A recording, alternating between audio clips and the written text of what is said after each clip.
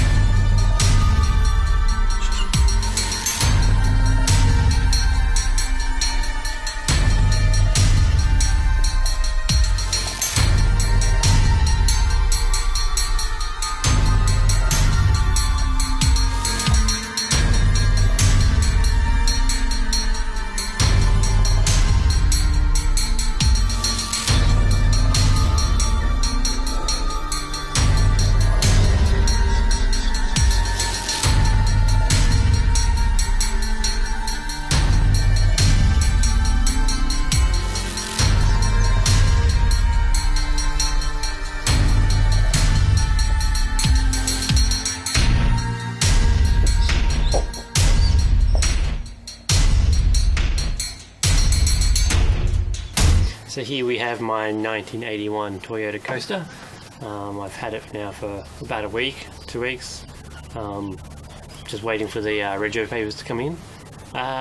So far I've done a few little things here and there on it, but I'll give you a good show around from the inside, just let you see what it's like to own one. So here in the front, as you can see, I've got a steering wheel. Yeah, very handy.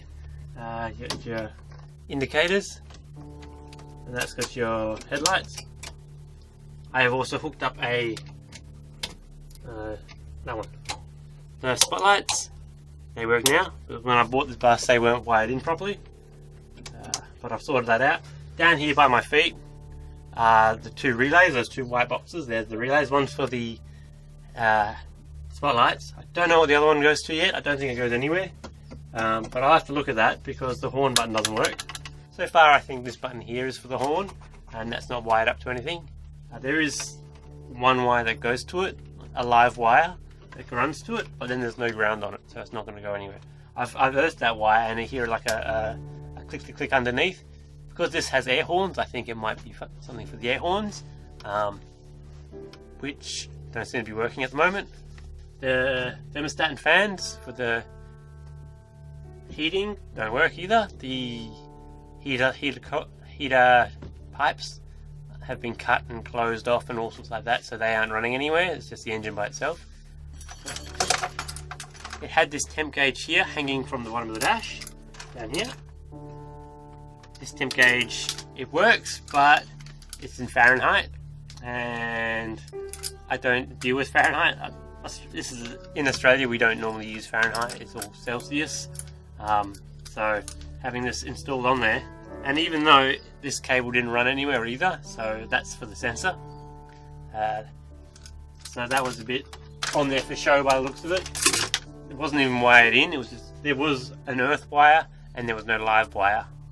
And the sensor wire didn't go anywhere, so that's been removed. The brake switch, when I got it, the brake switch wasn't installed. It was actually hanging here from this bracket, just hanging down. Since then I've cleaned it, I've oiled it, and I've reinstalled it because when driving at home I didn't have any brake lights, so they're on there now. So I've just been playing with the electrics here. These two switches don't do anything yet. One's room and one's got this block on it, So I'm going to hopefully sort that out so the lights in the cab itself actually work. I might put a light up here as well so you can't see anything, so you can see stuff at night.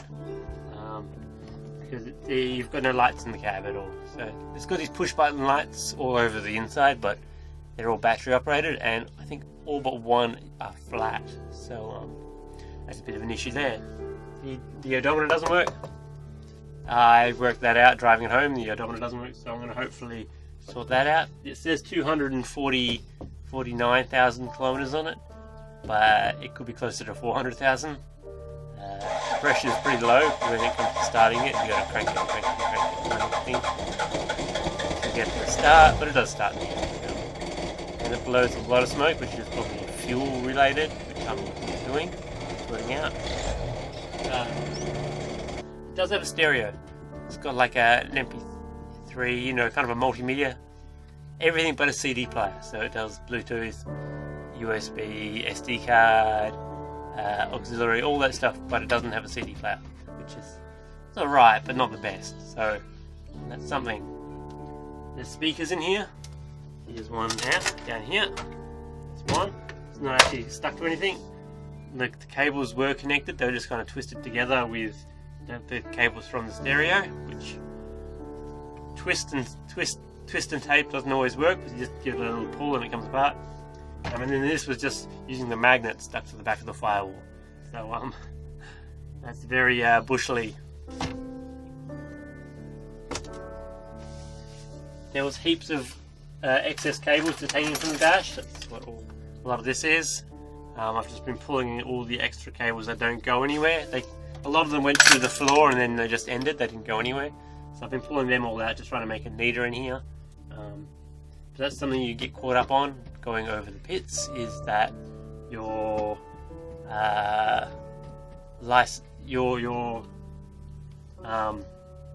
get caught up on having cables hanging out of your dash. Everything has to be neat and tidy and can't get caught on something. So that's just something. What else is the two drivers, the driver's seat and the passenger seat, they're both driver's seats from another vehicle, or another two vehicles I should say. And this one here isn't even bolted down properly, the driver's seat.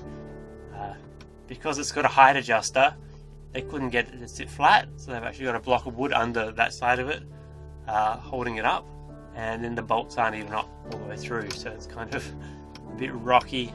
It's got a slide function, but only one side of the seat slides, so it's got a few issues. I've got to deal with all this. There's no seat belts, which is a bit annoying.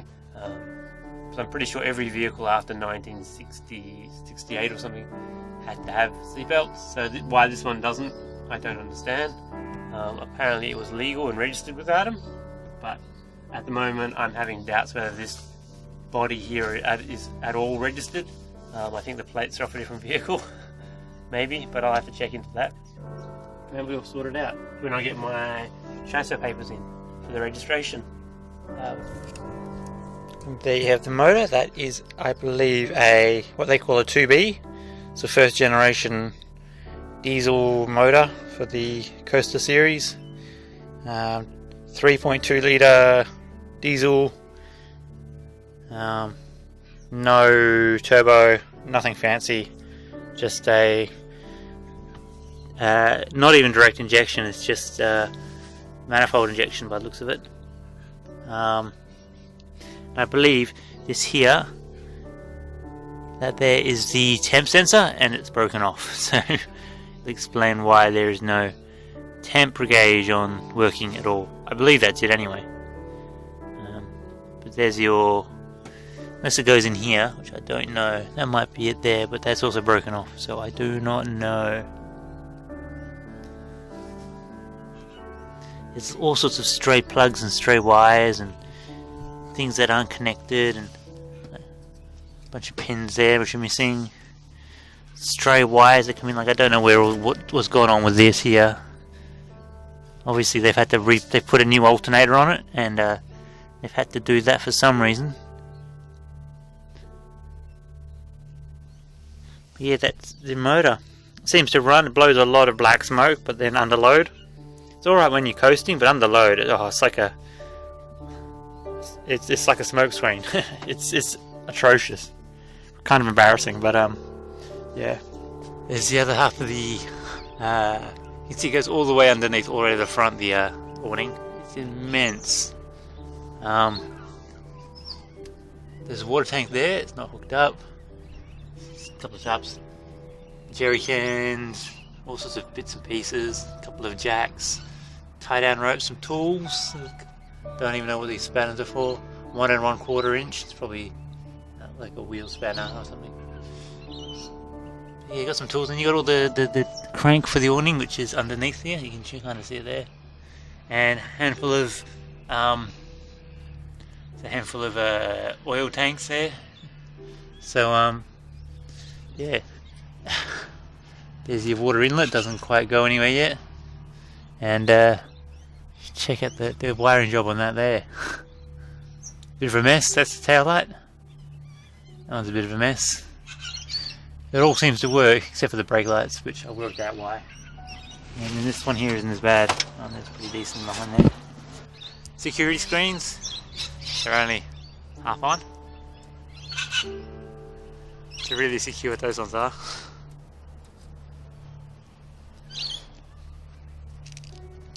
But all in all, I think it's a bit of a. It needs a lot of work, but you can get there. I called under last night, and it's got like an air horn. It's got like an air horn system in there.